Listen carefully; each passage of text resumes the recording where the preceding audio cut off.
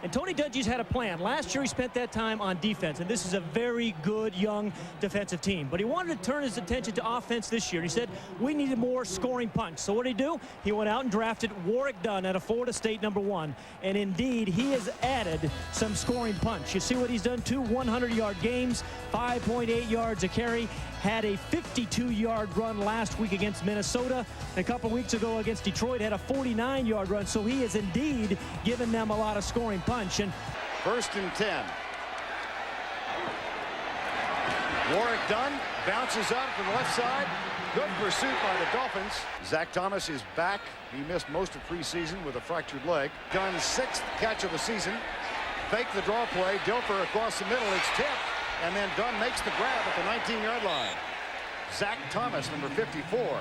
Hey, Mark, that's going to be a good matchup. Number 54, Zach Thomas, stopping Warrick Dunn and Mike Alstott, the fullback of the Bucs, all night. That's going to be a good matchup. It's going to be easier for him to stop Mike Alstott, but I don't think he's got the speed to keep up with Warrick Dunn. Yeah. No question about that. But those defensive linemen have to keep the offensive linemen off the second tier of the defense so Zach can run free and make those tackles. Drive of the game for the Buccaneers. Dunn. Shifty little run down to the 12-yard line. I'll tell you, good teams can run the ball in that red zone or green zone or whatever color you want to call it. Teams call it different things, but you've got to be able to run the ball. Miami has not been able to run the ball inside the 20, and the Buccaneers have. Again, a good block there by Gruber on Zach Thomas. Good read by Warrick Dunn, who just kind of cuts off that block. And set, that's Williams in motion. Second man through. It's Alstott, and he bangs out the first down at the 10-yard line. Jimmy Johnson said it would be instrumental for his defensive tackles to put a lot of pressure in the running game. He's got to count on those guys because without those two guys, this is the smallest defense in the league. When you get a fullback like Alstott banging in there, they're going to have a tough time the entire evening stopping a big bull like that right there. Play fake. Left side. Touchdown, Alstott.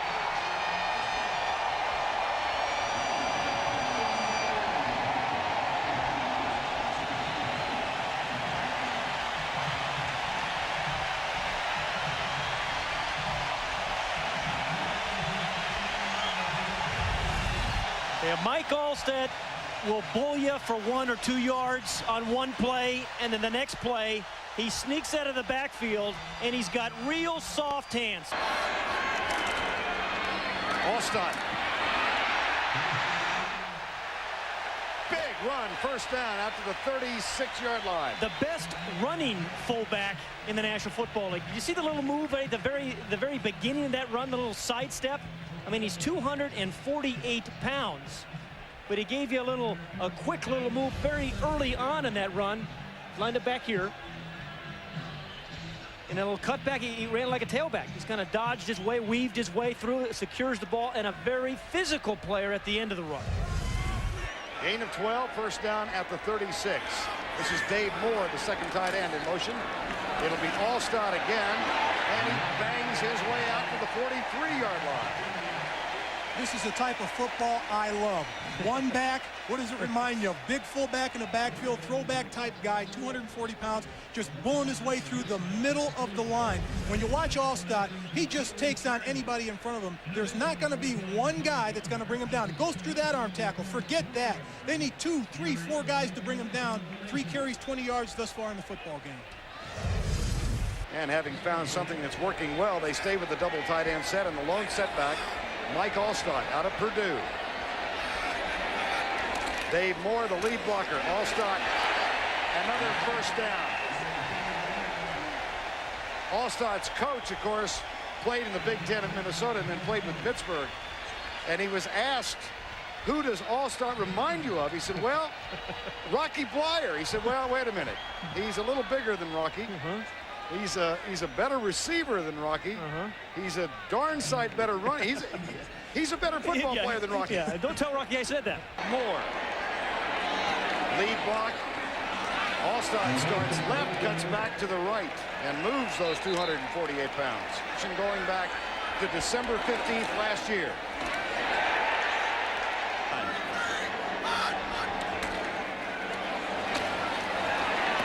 Alstott. Daryl Gardner, number 92. Dunn in the backfield. Goes in motion right. Dilfer. Intercepted. First time Zach Thomas has it. And the streak comes to an end. That's the first interception for Dilfer since the game against Minnesota December 15th last year. Zach Thomas is only 5'11", but he always seems to make the play when his team needs it. And boy, do they need a play from him right now. Started on a kind of a rush, then backs off. Knocked it up in the air with his left hand. You know, a guy that's been equally good in the passing game as well as the running game. And I think Trent Dilfer kind of forced that pass. It was tipped at the line right up there by Zach Thomas, but he forced that in there, had a little pressure in his face. Instead of getting rid of the ball, he's not as mobile as he was at the beginning of the game. He forced that ball out there. Dilfer, handoff to Dunn. He is hit behind the line. Loses his helmet. Dunston Anderson, number 71, made the initial contact. Warrick Dunn, 5'7", 178 pounds. All-American, of course, in Florida State, out of Baton Rouge, Louisiana. Right now, and that's what's most important. Here's Dilfer in trouble. No, they missed the tackle, and Dilfer maneuvers in the backfield and finds Dunn. Gets a block from Riedel Anthony downfield. Well, my goodness, Miami had him wrapped up, and they wind up with a 28-yard gain. That's the thing about Trent Dilfer. I mean, he is a big, big guy, 234 pounds, and he is hard to bring down. Alstott. At the end of the first quarter. That's Dave Moore in motion. Screen pass, left side to Alstott. He gets a block on the left side from Tony Mayberry, number 61.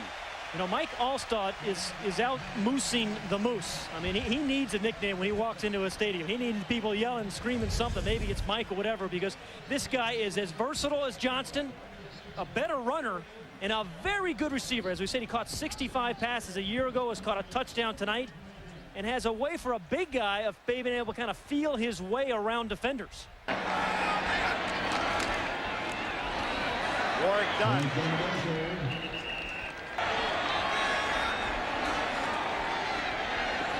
Dilfer to Alstott.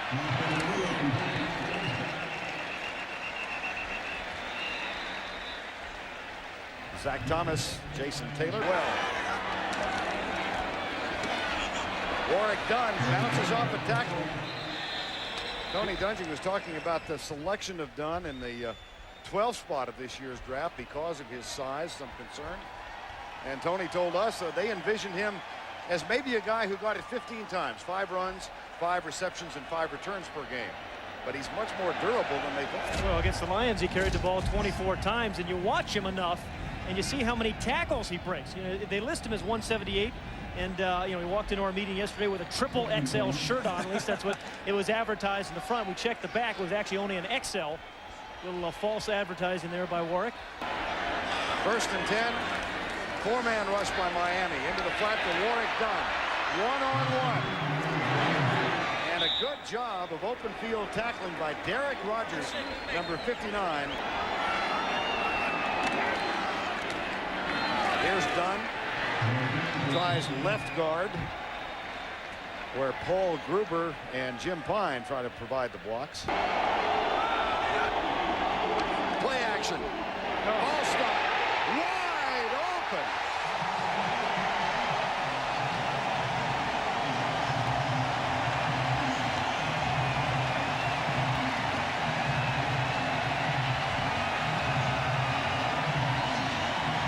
They know when they're in good hands. They're going to name a sandwich or street or something after Mike Alstott here in Tampa. And I think the people here, the blue-collar types, love a guy like this, who gives you everything he has, every play, every game. And that's the definition of being open. On 1st down and 10, a 41-yard penalty. Alstott bounces off a tackle and comes right. Trent Dilfer telling us yesterday the first man will not bring him down. Cinder block with legs. I mean, he kept churning and churning and bouncing off people. I mean, you need to gang tackle this guy. I kind of like these new pewter and. Are you? Yeah, I'm convinced. You're a pewter fan? Yeah, I am. It's Well, both teams that have changed uniform. You remember them. 1979. Last time the Bucks were undefeated. Second down and 3. Warrick Dunn, left side. Alstott got one man out of the way, but there were 3 more to fill the gap, and Zach Thomas was the leader of the pack. You know, Zach Thomas isn't a big guy. They list him at 5'11". When we met him yesterday, Pat, he was more like 5'9", but I guess if he had a neck, he'd be 6'2" or 6'3", but he plays like a big guy. Zach's got 8 tackles already tonight, and he's come back off that broken leg, and each week Jimmy Johnson says he's getting better and better because he's getting in condition. You know, like Hardy Nickerson is the soul of the Bucks defense. Zach Thomas is the main man on the Dolphins defense. 5th-round draft pick a year ago from Texas Tech by way of Pampa, up in the panhandle of Texas. 3rd and short. Warrick Dunn at the 20 in a battle with Terrell Buckley. Buckley not all that big. He's 5'9", 180. Warrick Dunn can score from anywhere on the field, but he can also give you surprising power, as he did right there. Bouncing off tacklers, bounced off Zach Thomas, and did not go down easily. But Pat, it also helps when your blockers move the pile 5 yards down the field. It's easy to pick up those first downs. Yeah, this is an emerging offensive line for the Bucks. 2 touchdowns, 2 trips. Blitz coming. Alstott coming. And he picks up 5. Still churning. Another incredible run. Again, just an absolutely determined guy. I mean, you think he's down, but he's not. I mean, he is a whistle-to-whistle kind of guy. You better hear the whistle. Look at right at the end, the quarterback, Dilfer, coming in and throwing his shoulder, little elbow shot in there. Hey, this is a big guy, 6'4", 235 pounds. Why not lay it out for the rest of your team? Yeah, and this Buck team is for real. No fluke. 2nd and goal. Warrick Dunn. He's bounced backwards by Zach Thomas. He's now 5'3". Thanks to Zach. Well, his story well documented from Florida State, how his mother, a policewoman in Baton Rouge, shot and killed when he was a senior in high school. He is the legal guardian for his 5 siblings, now ranging in age from 14 to 20. They live with their grandmother in Baton Rouge, and Warrick telling us yesterday they're all doing fine. Dunn goes left and is down at the 38. On first down, Alstott. Oh, he is something. Yeah, there are going to be a bunch of guys in this Buck team that make the Pro Bowl if they keep winning. There is a penalty on the play. The general manager has done a great job of drafting guys, and Tony Dungy has done a terrific job of coaching. 5 yards on the defense. First down. And I'll tell you what, this team reminds me a lot of the Redskin team in the early 80s. We started off 0-5 in our first year under Joe Gibbs. Tony Dungy starts off 0-5 in his first year. We end up 8-8. They end up winning a bunch of games at the end of the season. Now you're looking at a team that really believes himself. Flags down. At home. Offside on the defense, number 99. 5-yard penalty. Repeat first down. The window of opportunity might close for him. Here's the handoff to Alstott, and he moves the pile out near the 38. Alstott again. Oh, boy. You know, just finishing the thought on the 2 interviews that he went through, you know, Rich McKay, the general manager of the Bucks. And I love the analogy he drew. Here's the personal foul, Walt Coleman. 1st and 10.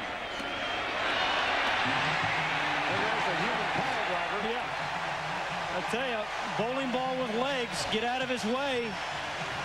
And that is one determined runner, Mark. And he's a throwback type runner. He's going to lower his shoulder and just run over you. He's not going to make a move to move around you. He's got 9 yards just on that carry alone, but he's got 66 yards and 13 carries this evening. And when you look at a guy like this, he's a momentum builder for your offense. When you want to move the chains in the 4th quarter, you give it to a guy like this, move the piles, and that's Mike Alstott. Played collegiately at Purdue, and if I think of a guy who personifies a Boilermaker, it's certainly Mike Alstott, and it's not Bob Greasy. Yeah, you're right. And, you know, he is giving Jerome Bettis a real run for the best power back in the NFL. Power set again with Alstott, the lone setback.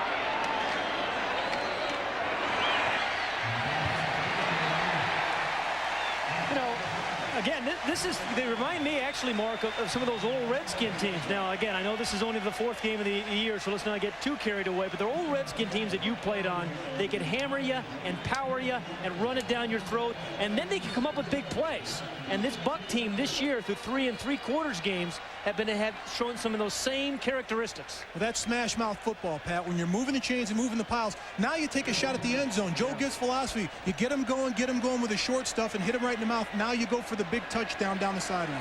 5.4 average tonight on 14 carries, and they are chewing huge chunks of the clock away right now.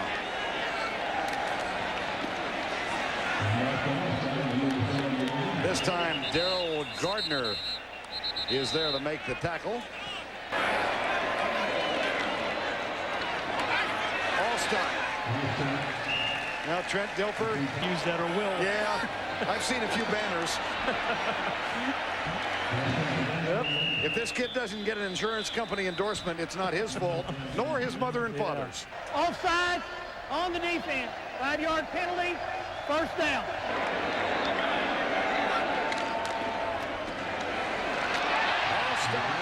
To the 20. This guy's going to give some guys some headaches this year. Warren Sapp, he didn't really call it pewter, did he? He thought it was a different shade.